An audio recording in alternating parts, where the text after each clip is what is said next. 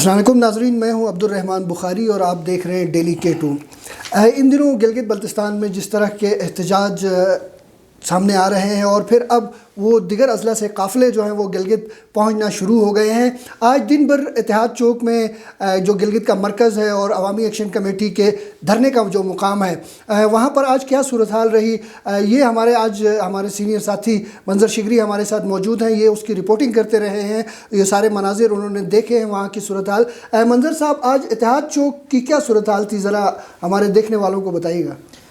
شکریہ بخاری صاحب۔ دیکھیں کہ اتحاد چوک کی صورتحال دن بھر کو تو چھوڑے، ابھی جو رات کا سما تھا، جو مناظر تھے رات کے، حمزہ کے عوام نے ایک نئی تاریخ رقم کی۔ اگر آپ نے خود وہ مناظر دیکھے، آپ نے خود وہ جوش اور ولولہ دیکھا کہ گلگت کے اندر لوگوں کو بٹھانا، گاڑیاں رکھنا کی گنجائش ختم ہو گئی، جس طریقے سے پھر گلگت والوں نے ان کا استقبال کیا، مطلب گلگت میں ایک کراؤڈ اس وقت میزبان ہے، لیکن جو حمزہ سے جو کراؤڈ آیا وہ شاید حکومت گلگت بلتستان یا گلگت کے لوگوں کی توقعات سے بہت زیادہ، مطلب ایک ایموشنل سین تھا، بہت ایموشنل۔ پھر جب مغربی سمت سے مشرق کی جانب سے حمزہ کا قافلہ داخل ہو گیا لانگ مارچ کا، اور مغربی سمت سے یاسین کا قافلہ جو راجہ جہان زیب صاحب اور دیگر جو وہاں کے رہنما تھے وہ لیڈ کر رہے تھے، جو مغربی سمت سے داخل ہو گئے۔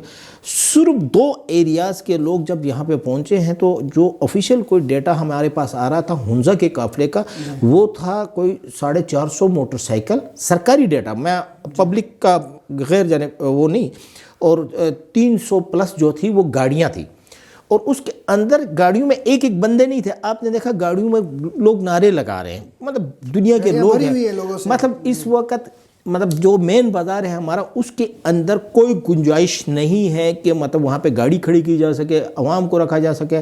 اگر اسی طرح یاسین اور حمزہ کے جو لوگ آئے ہیں، کل ہو سکتا ہے نگر والے بھی پہنچ جائے یا رات کو لیٹ آور پہنچ جائے، اسی طرح دیامر والے پہنچ جائے، استور والوں کو تو باقاعدہ حکومت کے کچھ سیاسی لوگوں نے جا کے منتیں کی، خدا کے لیے آپ نہ آئیں گلگت، نہ آئیں۔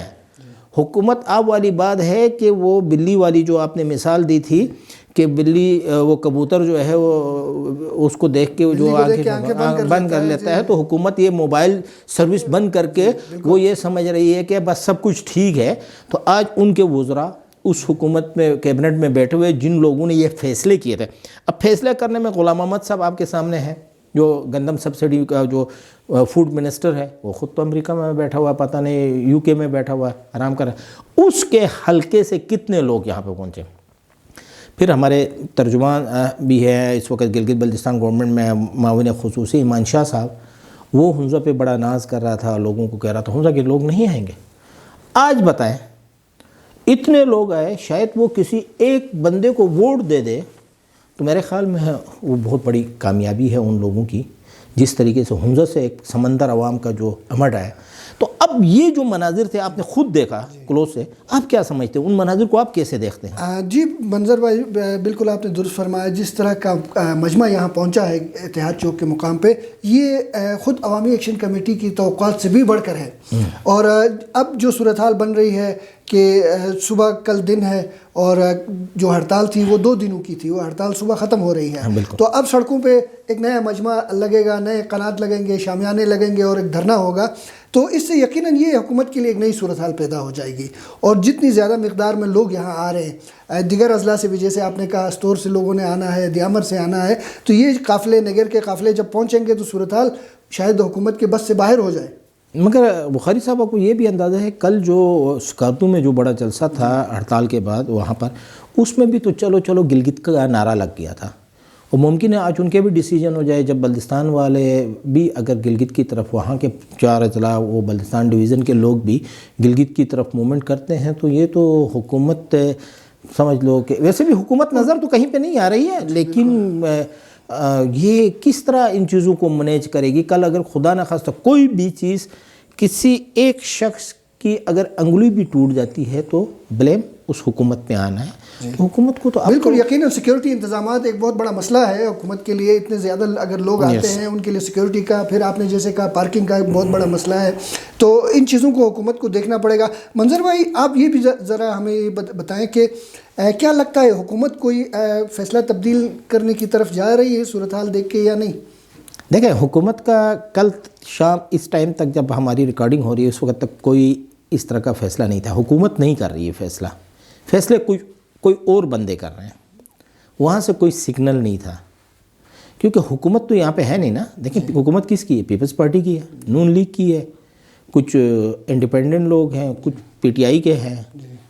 کامن ایک حکومت ہے, بلکہ مخلوط حکومت بھی ایسی حکومت ہے پاکستان کی نگران حکومت سے بھی کمزور حکومت ہے.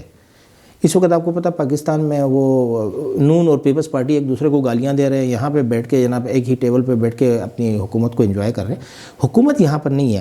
حکومت کی بجائے جن لوگوں نے سوچنا ہے, جو لوگ بیٹھے تھنک ٹینک, ان کو آج رات سوچنا ہوگا کہ کل سے مزید کافروں کو گلگت میں انٹر ہو کے روکنے سے جو ان کی ڈیمانڈز ہیں, گندم کی قیمتیں ہیں یا فائنانس ایکٹ ہے, سو اینڈ سو, ان کو کلیئر کرنا فیصلہ جلدی میں کیا جائے, جلدی کرے. دیکھیں بخاری صاحب آپ کیا سمجھتے ہیں؟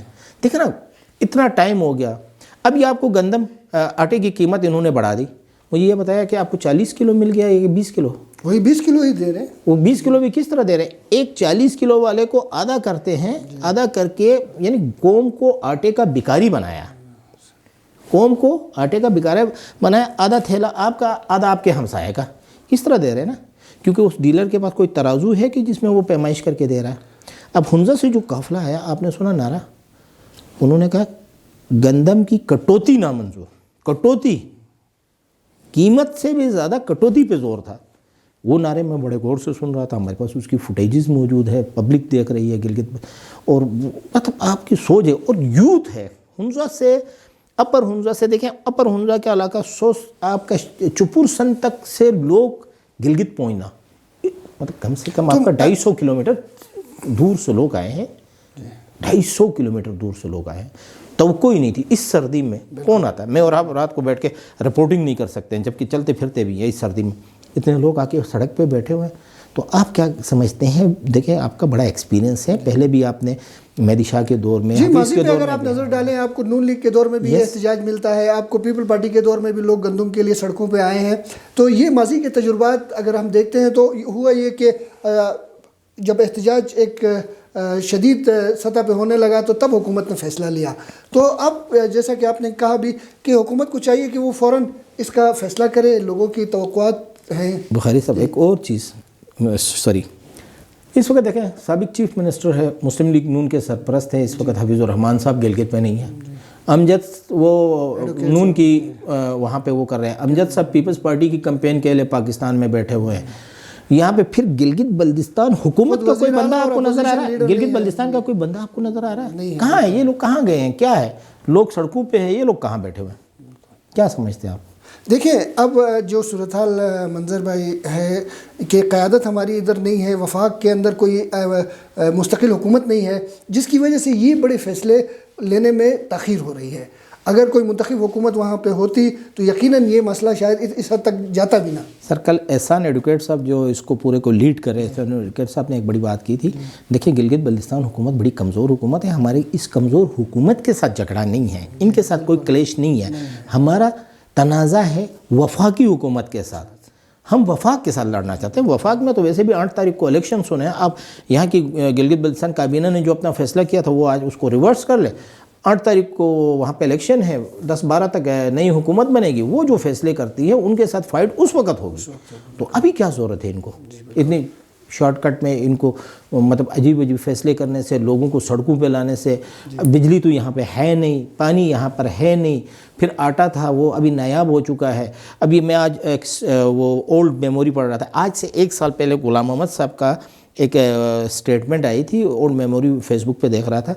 70,000 بوری غائب ہونا یہ بہت بڑا سکینڈل ہے. جب وہ فوڈ منسٹر نہیں تھے, تو آج تو وہ فوڈ منسٹر ہے, وہ 70,000 بوری کا حساب کتاب آج کیوں نہیں کرتے غلام محمد صاحب؟ آپ کیا سمجھتے ہیں کہ یہ سارا پروٹوکول اور ان کے لیے کیا جا رہا ہے یا پبلک کے لیے؟ یہ پبلک کے منتخب لوگ ہیں, عوام کے منتخب. جب عوام سڑکوں پہ ہے تو ان کو تو کم سے کم احساس کرنا چاہیے کہ جن سے ہم نے ووٹ لیا ان کی منتیں کی ہے. آپ میرے اور آپ کے سامنے ان کی منتیں کی ہیں. ایک ایک دروازے پہ جا کے یہ ہاتھ جوڑ جوڑ کے ووٹ لے چکے ہیں. وہ لے کر جناب آج وہیں حکمران, کل کے سابق وزیر اعلیٰ, سابق خالد خورشید صاحب بھی میرے خیال میں سین سے غائب ہے، امجد ایڈوکیٹ صاحب اپوزیشن لیڈر بھی تھے، بڑے لیڈر سمجھتے ہیں، وہ بھی سکرین سے غائب ہے۔ تو آج لے دے کے پہلی بار ہم نے دیکھا کہ نواز خان ناجی صاحب جلسے میں آئے، اس نے خطاب بھی کیا، اس نے ہمدردی کا اظہار کیا جو وہ کر سکتا تھا۔ باقی مجھے تو کوئی بندہ نظر نہیں آ رہا ہے، کیونکہ ابھی حنزہ سے جو قافلہ آیا اس میں ایک اور چیز آپ نے نوٹ کی کہ کتنے نعرے لگے وزراء کے خلاف، مردباد کے نعرے، اور ہر وزیر بہت زیادہ ہے، اسمبلی کے خلاف، اسمبلی کو مردباد کہا گیا۔ لوگ اس حد تک کیوں مجبور ہوئے ہیں کہ اسمبلی ایک مقدس ایوان ہے، اس کو مردباد کیوں کہہ رہے ہیں؟ آخر ان لوگوں کو بیٹھ کے سوچنا ہوگا، ادروائز یہ حالات بہت خراب ہوں گے بخاری صاحب۔ جی ناظرین، آپ نے آج کی صورتحال پہ مبنی گفتگو ہماری سنی۔ گلگت بلتستان میں اس وقت صورتحال ایسی ہے کہ مختلف اضلاع سے جو ہیں وہ قافلے گلگت پہنچ چکے ہیں، اور بہت زیادہ غیر متوقع مجمع جو ہے وہ اتحاد چوک کے مقام پر دیکھنے میں آ رہا ہے۔ تو اب آگے مزید اگر یہ صورتحال برقرار رہتی ہے تو نہ صرف لوگوں کی مشکلات میں بھی اضافہ جو ہے وہ شروع ہو جائے گا، بلکہ خود حکومت کے لیے بھی مشکلات پیدا ہو سکتی ہیں۔ ہمیں اجازت دیجیے، اللہ حافظ۔